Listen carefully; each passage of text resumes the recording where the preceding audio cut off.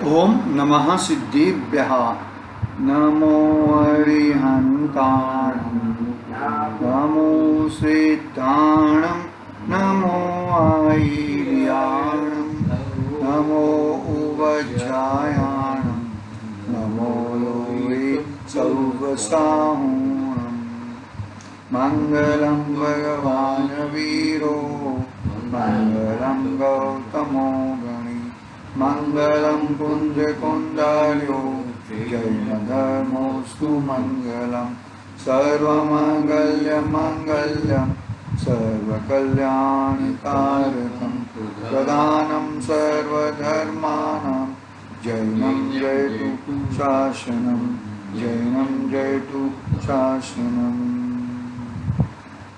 नमः श्रीवर्धमानाय निर्दोत्मा कलिलात्मने सालोकानं त्रिलोकानं यद्विद्यादर्पणयति चेतीले चेतन चेत्या विना किम चालसे।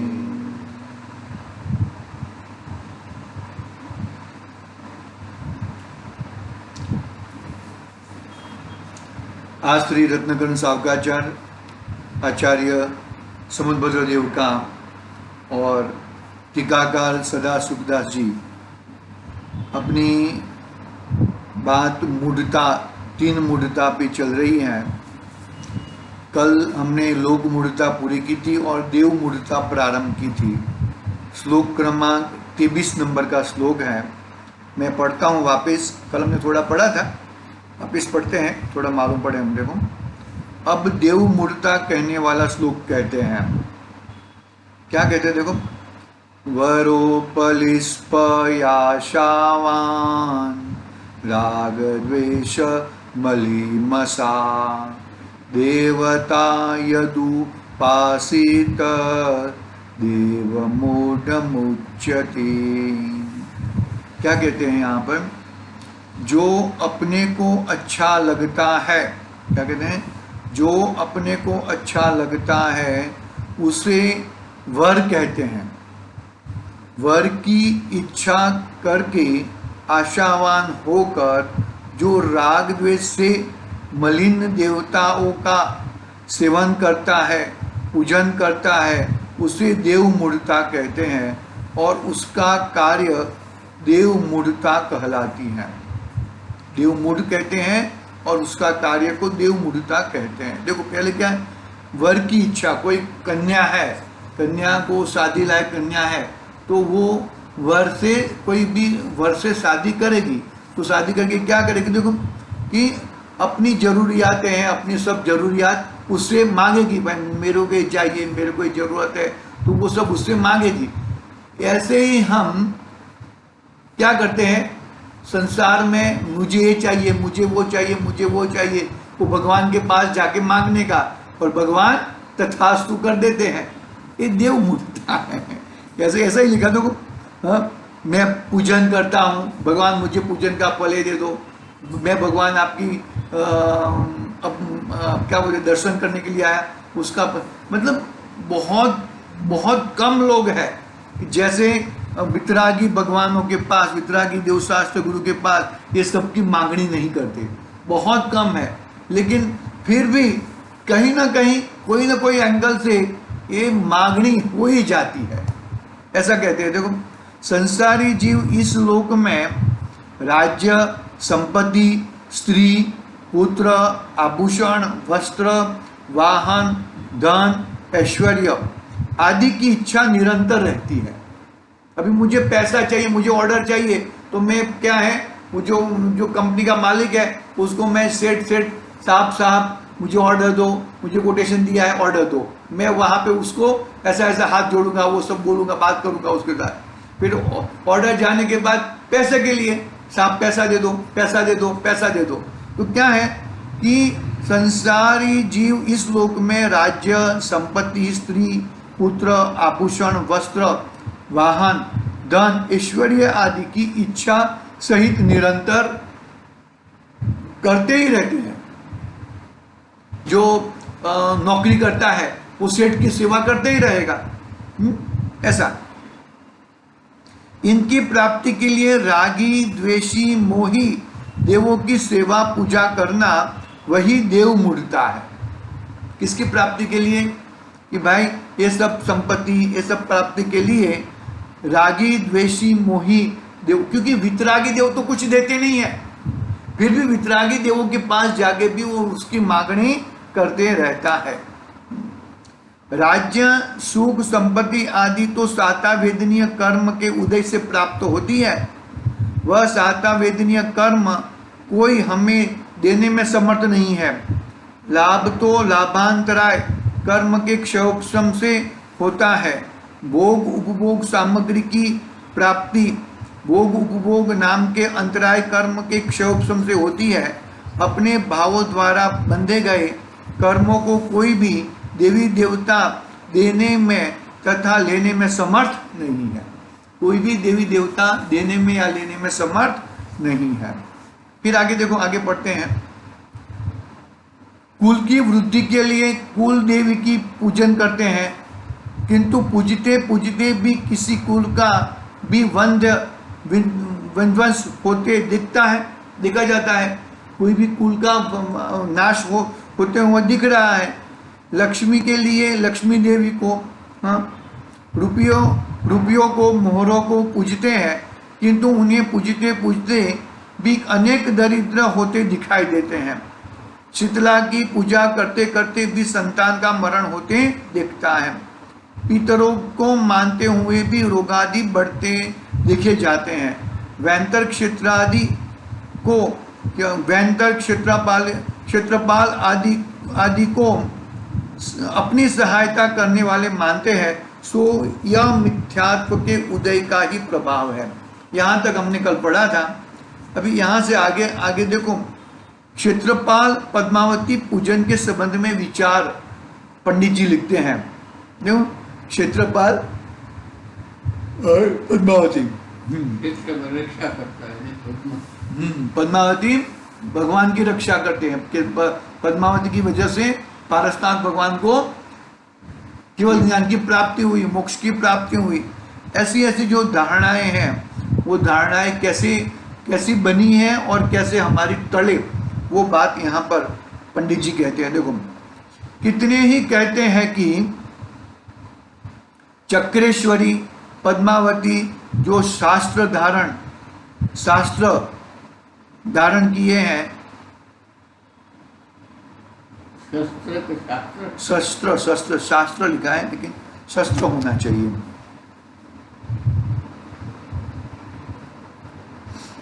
शस्त्र, यहाँ पे जरा लिखने में मिस्टेक है।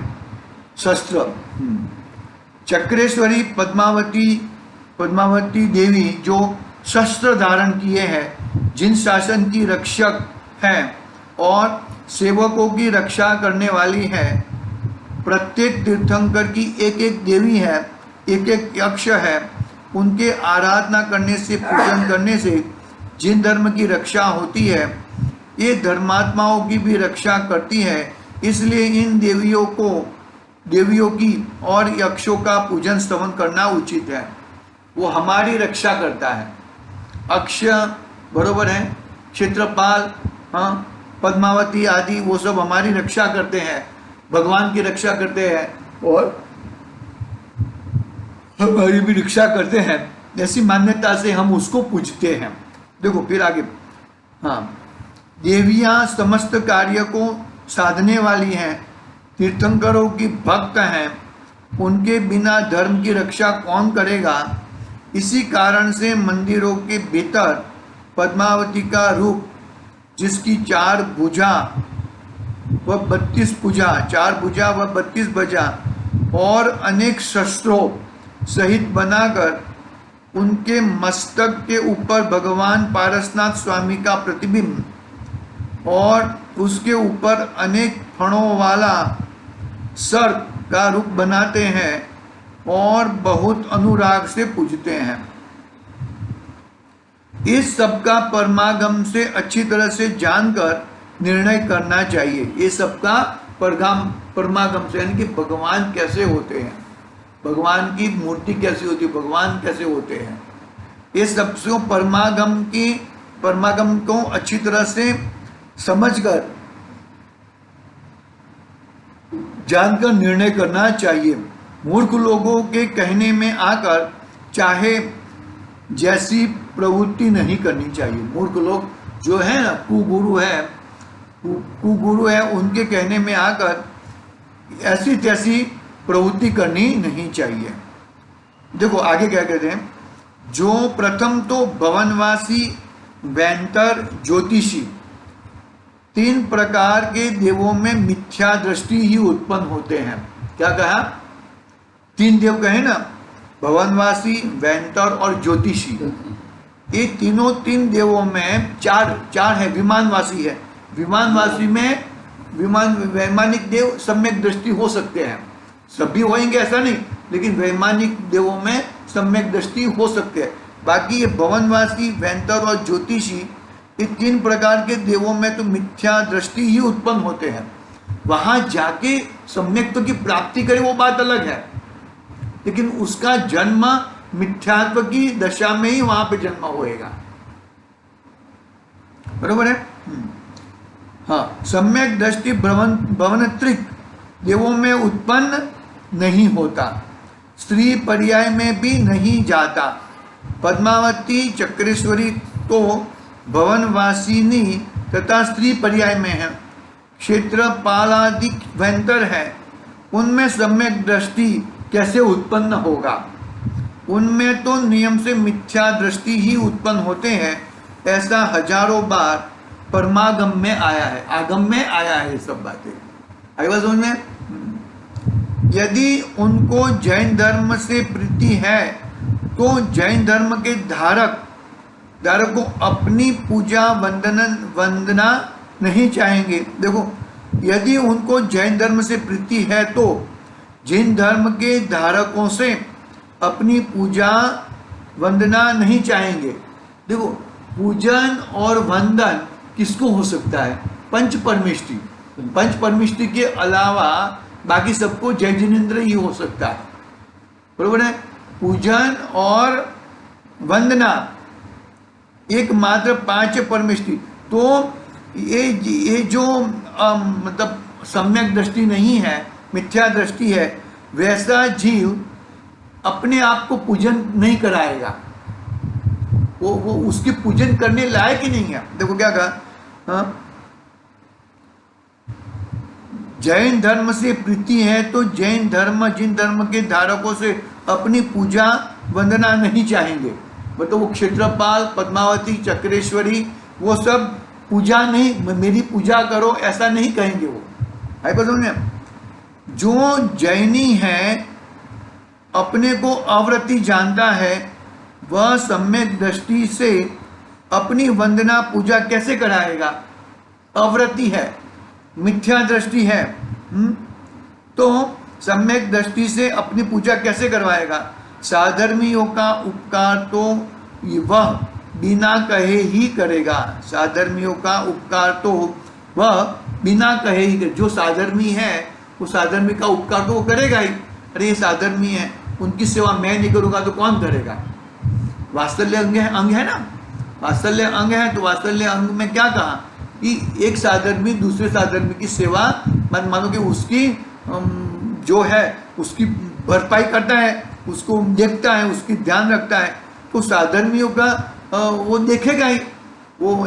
लेकिन वो मिथ्या दृष्टि है, वो मिथ्या दृष्टि है। इसके लिए उसको ऐसा लगता है कि मैं अपना बड़प्पन बताऊं, लेकिन ऐसे बड़प्पन से कुछ फायदा नहीं है। भगवान का प्रतिबिंब तो अपने मस्तक ऊपर रखे हैं तथा भगवान के भक्तों से अपनी पूजा करावे, ऐसी अविनय कोई धर्मात्मा होकर कैसे करेगा? वह तो अनेक शस्त्र धारण करके अपनी वितराग धर्म में प्रवृत्ति को बिगाड़ता है तथा अल्प बलहीनता प्रकट दिखाता है। अल्प बलहीनता, अपनी बलहीनता मतलब मैं ताकतवाना नहीं हूँ, ऐसा जो शस्त्र रखता है वो क्या होता है कि जो अपने से डरता है, मतलब कोई मुझे मार डालेगा उससे डरता है, और अपनी खुद निर्बल है ऐसा मानता है, तब जाके वो शस्त्र रखता है। बाकी कोई शस्त्र रखता नहीं है।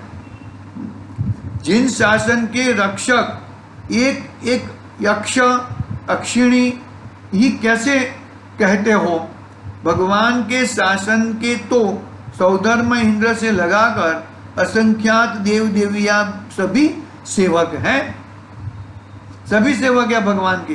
तो ये यक्ष और अक्षिणी यही जिन शासन की रक्षा करेंगे, ऐसा कैसे कर सकते हो? वो कहना एकदम गलत है। भगवान के शासन के तो सौधर्म इंद्र से लगाकर असंख्यात देव देवियां सभी सेवक हैं, जिनके हृदय में सच्चे धर्म से प्रीति होने से पूर्वकृत अशुभ कर्म निर्जर गया हो, उनका समस्त अचेतन पुद्गल राशि भी देवता रूप होकर उपकार करती है, देवता मनुष्य उपकार करते हैं, इसमें क्या आश्चर्य है? आई बात समझ में? जिसका अशुभ कर्म निर्जरा गया हो, अभी शुभ कर्म ही है तो शुभ कर्म तो अच्छे ही है, उनका समस्त अचेतन पुद्गल राशि भी देवता रूप होकर उपकार करती है। अचेतन राशि यानी कि जो बाकी के जो है ना अचेतन जो भी है, वो सब भी उसके लिए उसके ऊपर उपकार करते हैं। तो देवता और मनुष्य उपकार करते हैं, उसमें क्या आश्चर्य? वो करेंगे ही, नहीं करेंगे ऐसा हो सकता नहीं है। देखो जैन शास्त्रों में भी कई कहानियां हैं कि शीलवान तथा ध्यानी तपस्वियों के धर्म के प्रसाद से देवों के आसीन कंपित हुए हैं, फिर देवों ने जाकर उपसर्ग दूर किया और अनेक प्रकार के रत्नों से धर्मात्माओं की पूजा की। ऐसी कथाएं शास्त्रों में बहुत है, किंतु ऐसा कोई भी कथा नहीं है कि जहां धर्मात्मा पुरुषों ने देवों की पूजा की हो। धर्मात्मा पुरुषों मतलब कहने का भावार्थ ऐसा है, यहाँ पर ये सदाशिवदास जी ये कहना चाहते हैं कि हम धर्मात्मा, मुनिराज धर्मात्मा, मुनिराज छठे सातवें गुणस्थान में झूलते मुनिराज, बरोबर है। और जो अनंतानुबंधी और मिथ्यात्व हट चुका है वो चतुर्थ गुणस्थान वाली, और वृत्ति कौन? पंचम गुणस्थान वाली वृत्ति जीवो, वो भला उनकी पूजा क्यों करेंगे? वो तो मिथ्या दृष्टि है, मिथ्या दृष्टियों की पूजा वो कैसे करेंगे? देखो जैन शास्त्रों में भी कई कहानियां है कि शीलवान तथा ध्यानी तपस्वियों के धर्म के प्रसाद से देवों के आसन कंपित हुए हैं, फिर देवों ने जाकर उपसर्ग दूर किया और उनके प्रकार के रत्नों से धर्मात्माओं की पूजा की। ऐसी कथाएं तो शास्त्र में बहुत आई है, किंतु ऐसा कोई भी कथा नहीं है कि जहां धर्मात्मा पुरुषों ने देवों की पूजा की हो। जो असंयमी है, देव कौन से? असंयमी है, संयम नहीं है। संयम की पूजा हो सकती है, असंयमी की पूजा हो सकती नहीं है। समझा ये? कहूंगा वैसे हाँ, संयमियों की पूजा हो सकती है, देवों की पूजा नहीं हो सकती है। एक बार आया था ना कि हाँ, कि वो दुकाड़ पड़ा था, बरोबर 56 दुकाड़ पड़ा था, तब एक मुनिराज का आहार के लिए देवों ने एक नगर बना दिया, और नगर बना के उनको बहुत समय तक, 1 महीने तक उनको आहारचर्या चलती रही। फिर एक बार हो गया, एक बार मुनिराज अपना कमंडल वहां पे भूल गए, अपना कमंडल भूल गए, तो कमंडल लाने के लिए वापिस वहां पे वन में आए। तो वन में आए तो देखा तो पूरा वन था, पूरा सब कुछ गायब था, और अपना कमंडल ऊपर झाड़ पे लटक रहा था। तो उनको ऐसा लगा कि नहीं, ये तो देवों की रचना थी और मैंने असंयमियों से भोजन लिया। क्या कहा? असंयमियों से मैंने भोजन लिया, आहार लिया। अपने आप को धुतकारते रहे कि मेरे से ऐसा कैसे हो गया, असंयम से मैंने कैसे भोजन, असंयम से भोजन भी नहीं लेते मुनिराज। तो फिर ये मुनिराज छठे सातवें गुणस्थान में झूलते मुनिराज, पंचम गुणस्थानवर्ती व्रति और चौथा गुणस्थानवर्ती अनंतानुबंधी और मिथ्यात्व का क्षय करके जो है चतुर्थ गुणस्थानवर्ती जीव, वो मिथ्या दृष्टियों की पूजा क्यों करेगा? उसको क्या चाहिए तो वो पूजा करेगा। वो पूजा कर ही सकता नहीं है। किंतु ऐसा कोई भी कथा नहीं है कि जहां धर्मात्मा पुरुषों ने देवों की पूजा की हो, पद्मावती की पूजा की हो, चक्रेश्वरी की पूजा की हो, क्षेत्रपाल की पूजा की हो, ऐसा कहीं पे भी नहीं है। पद्मावती चक्रेश्वरी की भी कई कथाएं हैं जहां शीलवंती व्रतवंतियों की देव देवियां की पूजा की, किंतु ऐसा कहीं नहीं है लिखा कि शीलवंती व्रतवंती ने जाकर देव देवी की पूजा की हो। देखो कितना अच्छा लिखा, कितना क्या लिखा। पद्मावती चक्रेश्वरी की भी कई कथाएं हैं कि पद्मावती और चक्रेश्वरी वो व्रतवतियों और देव देवियों की पूजा की, पद्मावती ने पूजा की। ऐसा कहीं नहीं लिखा है कि ये व्रतवतियों ने पद्मावती की पूजा की हो, ऐसा कहीं नहीं लिखा है। ऐसा क्लियर लिखा है यहाँ पर। देखो वापस पढ़ता हूँ मैं। पद्मावती चक्रेश्वरी की भी कई कथाएं हैं जहाँ शीलवंती व्रतवतियों की देव देवियों की पूजा की, परंतु ऐसा कहीं नहीं लिखा है कि जहाँ शीलवंती और व्रतवंती ने जाकर किसी देव देवियों की पूजा की हो। ऐसे व्रतधारी जीव भी देव देवियों की पूजा नहीं करते, देव देवियां बल्कि उनकी पूजा करते हैं। तो यहाँ पर तो कितना उल्टा मिथ्यात्व चल रहा है, एकदम सदंतर मिथ्यात्व चल रहा है। देखो स्वामी कार्तिकेय अनुष्पेक्षा में लिख रहे हैं 319 और 320 नंबर की गाथा का अर्थ पढ़ रहा हूं मैं। हाँ, इस जीव को कोई लक्ष्मी नहीं देता है और जीव का कोई उपकार अपकार भी नहीं करता। जगत में जो उपकार और अपकार करता हुआ दिखाई देता है वह अपने किए हुए शुभ अशुभ कर्मों द्वारा ही होता है। जो अपना कोई अपने पर उपकार कर रहा है, अपकार कर रहा है, तो अपने शुभ और अशुभ कर्मों के अधीन ही हो रहा है, बाकी ऐसा कोई कर सकता नहीं है। देखो भक्ति पूर्वक पूजा करने से यदि वेंकटदेव ही लक्ष्मी देवे तो दान पूजा शील संयम ध्यान अध्ययन तपरूप समस्त धर्म शुभ भाव रूप पुण्य क्यों किए जाए। कहना मालूम पड़े ना, जो वेंकटदेव ही लक्ष्मी वगैरह दे तो फिर ये दान पूजा शील संयम ध्यान अध्ययन तप ये सब करने की क्या जरूरत है। वो देवों से मांग लो, देव दे देंगे, बात पूरी हो गई। कमाने की क्या जरूरत है। यदि भक्ति पूर्वक पूजा वंदना करने से कुदेव ही संसार के कार्य सिद्ध करने लगेंगे तो कर्म कुछ वस्तु ही नहीं रहेगा। देव सब कुछ करने लगेंगे तो कर्म की जरूरत क्या है। एक कर्म अच्छे कर्म है, बुरे कर्म, शुभ कर्म अशुभ कर्म, इष्ट अनिष्ट वाली बात ही कहाँ रहेगी। कितना लॉजिक से कितना न्याय से समझाते हैं आचार्य अपना सदा सुखदास जी। देखो वेंतर ही समस्त सुख को देने वाला रहा, धर्म का आचरण निष्फल रहा। तो क्या कहा कि वेंतर ही सुख देने वाला है, वेंतर ही दुख देने वाला है, तो भी धर्म का आचरण करने की क्या जरूरत है। समझण पड़े छे कुंगावे छे।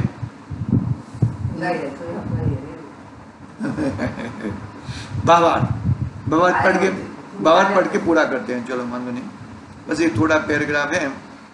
देखो क्या कहते हैं बाबा, जगत में इस जीव को जो देव दानव देवी मनुष्य स्वामी माता पिता भाई मित्र स्त्री पुत्र तिर्यंच औषधि आदि को उपकार या अपकार करते हैं, सो सभी अपने द्वारा किए गए पुण्य कर्म पाप कर्म ही है।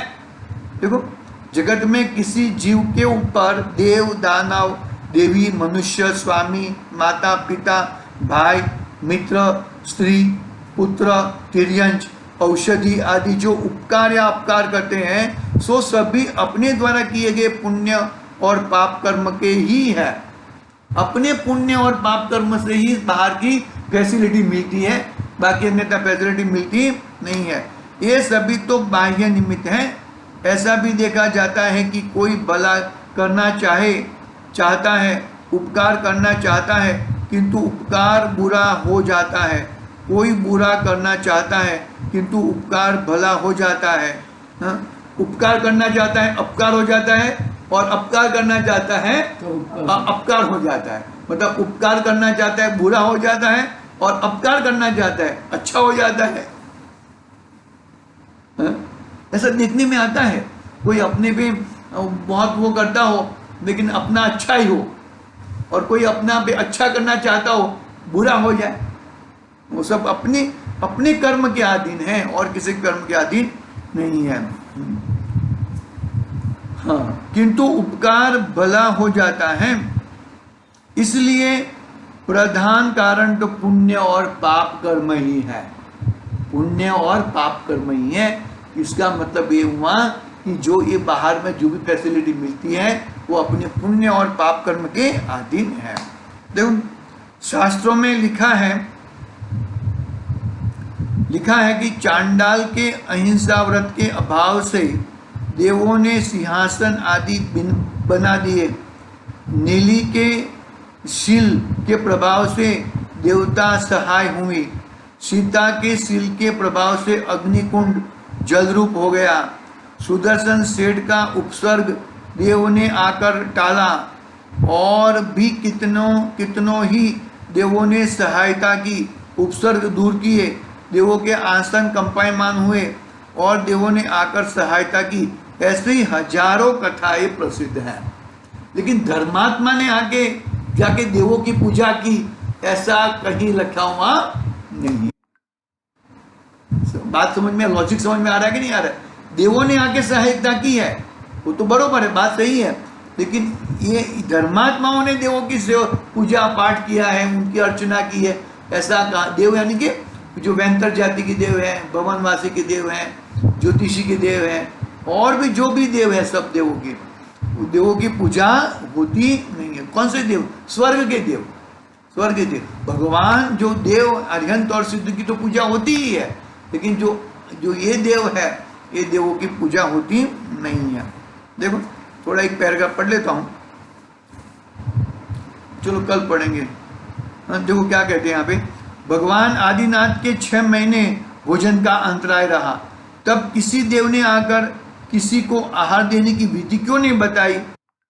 पहले तो गर्भ में आने के 6 मास पहले इंद्र आदि अनेक देव भगवान की सेवा करते थे, तथा स्वर्गलोक से आहार, वस्त्र, वाहन आदि लाने का सावधान होकर उपस्थित रहते थे। वे सब देव कैसे भूल गए? भरत आदि 100 पुत्रों को तथा ब्राह्मी सुंदरी पुत्री को, ब्राह्मी और सुंदरी पुत्रियों को मुनि श्रावक का सब धर्म पढ़ाया था। इन्होंने भी विचार नहीं किया कि भगवान भी अब मुनि होकर आहार के लिए चर्या कर रहे हैं। वास्तव में अंतराय कर्म का उदय मंद हुए बिना कौन सहायता करेगा? मेन कारण क्या है कि तुम्हारा पहले अंतराय कर्म बंधा हुआ था, अंतराय कर्म मंद हुआ तो ऑटोमेटिकली राजा श्रेयांश को वो सब बातें याद आ गई, बाकी उसके पहले याद नहीं आई थी। उसकी बात आगे करेंगे, बस इतनी बात है। आगे और भी थोड़ी बातें हैं, कल करेंगे। आज के लिए ओम नमः सिद्धि देवा। निज निधि निज में